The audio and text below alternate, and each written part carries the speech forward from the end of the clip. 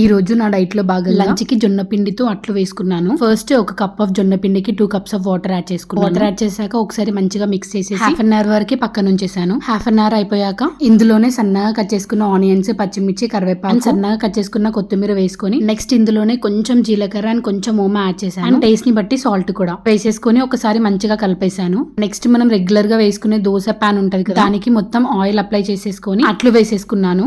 జొన్న రొట్టెలు చాలా హెల్దీ కదా, జొన్న రొట్టెలు చేయడం రాని వాళ్ళకి కూడా ఇది చాలా యూజ్ అవుతుంది. ఇది నేను లంచ్ కి తిన్నాను, బట్ బ్రేక్ఫాస్ట్ లో కూడా తినేయొచ్చు. డైలీ బ్రేక్ఫాస్ట్ ఇదే చేసుకొని తిన్నా చాలా హెల్దీ అండ్ పిల్లలకి కూడా పెట్టొచ్చు. హెల్త్ కి చాలా మంచిది. దీన్ని మనం ఏ చట్నీతో అయినా తినొచ్చు, లేదంటే కెచప్స్ లైక్ టొమాటో కెచప్ వాటితో కూడా తినొచ్చు. టేస్ట్ చాలా బాగుంటుంది. నేనైతే ఇక్కడ పల్లి చట్నీతో తిన్నాను. చెప్పాలంటే మనం రెగ్యులర్ గా బ్రేక్ఫాస్ట్ లోకి చేసుకుని మినపప్పు బియ్యం దోశ కంటే కూడా చాలా టేస్టీగా ఉంది అండ్ చాలా క్రిస్పీగా కూడా ఉండే. జొన్న రొట్టెలు చేయడం రాని వాళ్ళు డెఫినెట్ గా ట్రై చేసి చూడండి, చాలా బాగుంటుంది.